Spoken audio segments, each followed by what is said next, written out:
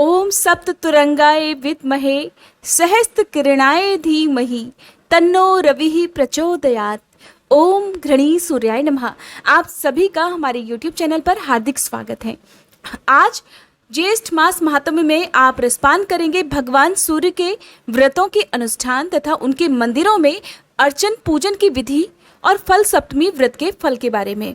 इससे पहले मैं आप सभी को बता दूं कि आप हमारे दूसरे चैनल व्रत कथा और कहानी पर आजकल शिव महापुराण कथा में पार्वती खंड को सुन सकते हैं, जिसमें आजकल देवी पार्वती और भगवान शिव के विवाह से पहले जो बातचीत उनके बीच में हुई थी, जो संवाद हुआ था, उसका वर्णन चल रहा है। आप में से जो लोग भी शिव महापुराण की कथाएं सुनना पसंद करते हैं तो ऊपर स्क्रीन पर आपको हमारे दूसरे चैनल का नाम और लोगो दिख रहा है। आप इसको YouTube पर सर्च करके शिव महापुराण की कथाएं भी हर दिन नियम से सुबह के समय सुन सकते हैं।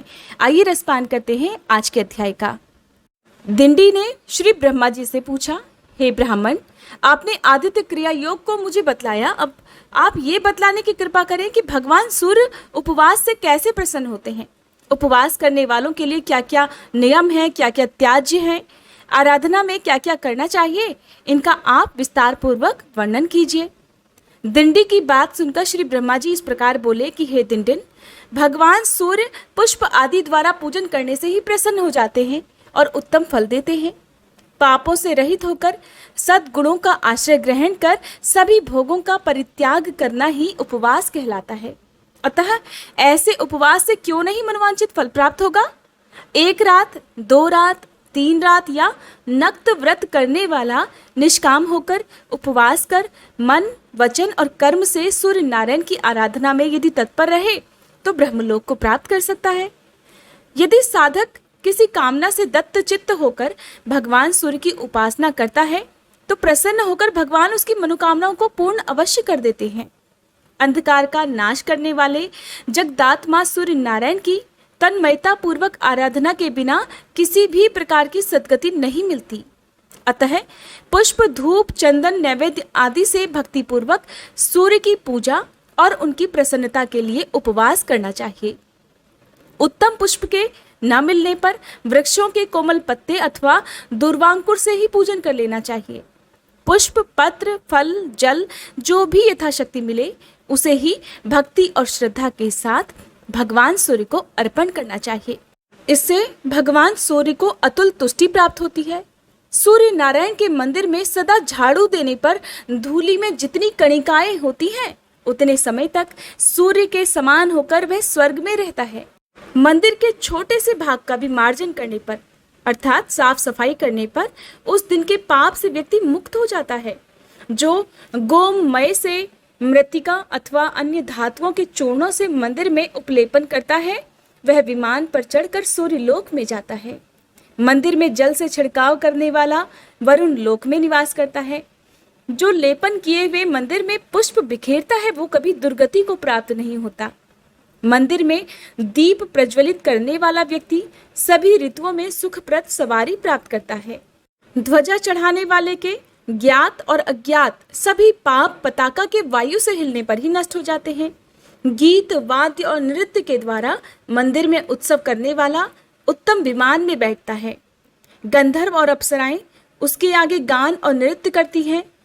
जो मंदिर में पुराण का पाठ करता है उसे श्रेष्ठ बुद्धि की प्राप्ति होती है और वह जातिस्मर अर्थात सभी जन्मों की बात जानने वाला हो जाता है। दिन दिन सूर्य की आराधना से जो चाहो वो प्राप्त कर सकते हो। इनकी आराधना से कई लोग गंधर्व, कतिपय विद्याधर, कतिपय देवता बन गए हैं। देवराज इंद्र ने इनकी आराधना से ही इंद्रपद प्राप्त किया है। ब्रह्मचारी, गृहस्थ और वानप्रस्थ और स्त्रियों के ये ही उपास्य हैं। जितेंद्रीय सन्यासी भी इनके अनुग्रह से ही मुक्ति को प्राप्त होते हैं, क्योंकि ये ही मोक्ष के द्वार भी हैं। इस तरह सभी वर्ण और आश्रमों के आश्रय और परम गति भगवान सूर्य ही हैं। हे दिनदिन, अब मैं काम्य उपवास और फल सप्तमी का वर्णन करता हूँ। फल सप्तमी का व्रत करने से सभी प्रकार के पाप नष्ट हो जाते हैं और सूर्य लोक की प्राप्ति होती है। भाद्रपद मास की शुक्ल चतुर्थी को अयाचित व्रत कर पंचमी को एक बार भोजन करें। षष्ठी को जित क्रोध जितेंद्रिय होकर पूर्ण उपवास करें और फिर भक्ति के साथ सभी सामग्रियों से सूर्य नारायण की पूजा करें। रात में भगवान सूर्य के सम्मुख पृथ्वी पर शयन करें। सप्तमी को सूर्य भगवान का ध्यान करते हुए प्रातः उठकर स्नान पूजन करें और खजूर, नारियल, आम, मातुलुंग आदि नैवेद्यों का भोग लगाए और ब्राह्मणों को दे तथा स्वयं भी प्रसाद के रूप में उन्हें ग्रहण करे।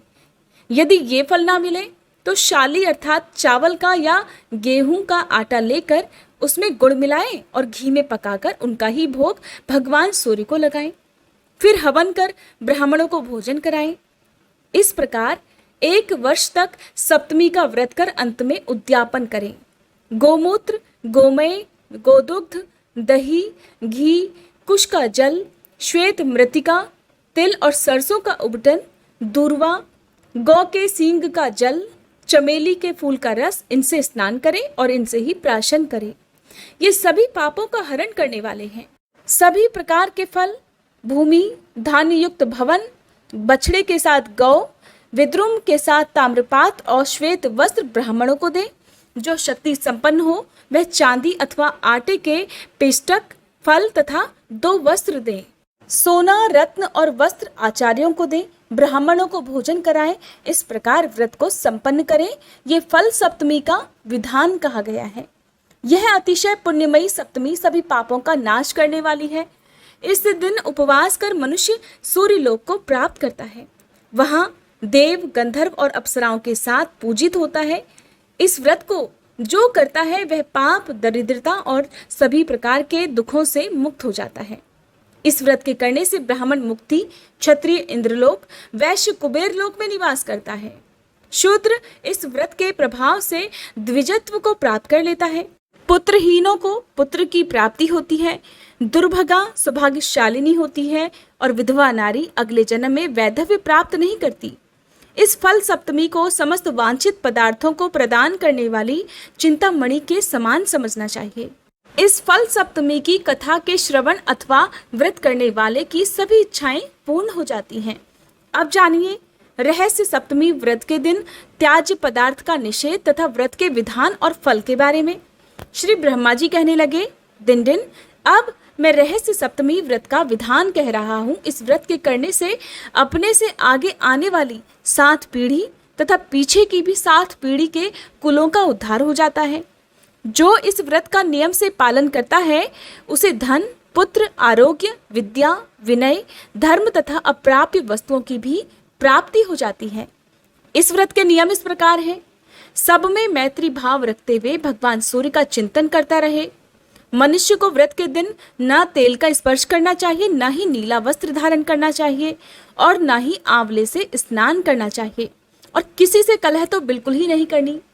इस दिन नीला वस्त्र धारण करके जो सत्कर्म करता है वह निष्फल हो जाता है। जो ब्राह्मण इस व्रत के दिन एक बार नीला वस्त्र धारण कर ले तो उसे उचित है कि स्वयं की शुद्धि के लिए उपवास करके पंचगव्य प्राशन करे, तभी वह शुद्ध हो सकता है। यदि अज्ञानवश नील वृक्ष की लकड़ी से कोई ब्राह्मण दंत धावन अर्थात दातुन कर लेता है तो वह 2 चंद्रायण व्रत करने से ही शुद्ध हो सकता है। और इस दिन रोमकूप में नीले रंग के प्रवेश करने मात्र से ही 3 कृच्छ चंद्रायण व्रत करने से शुद्धि संभव है। जो व्यक्ति प्रमादवश नील वृक्ष के उद्यान अर्थात बगीचे में चला जाता है वह पंचगव्य प्राशन से ही शुद्ध होता है। जहाँ नील एक बार बोई जाती है वह भूमि 12 वर्ष तक अपवित्र रहती है। रहस्य सप्तमी व्रत के दिन जो तेल का स्पर्श करता है उसकी प्रिय भार्या नष्ट हो जाती है, अतः तेल का स्पर्श नहीं करना चाहिए। इस तिथि को किसी के भी साथ द्रोह और क्रूरता भी करना उचित नहीं है।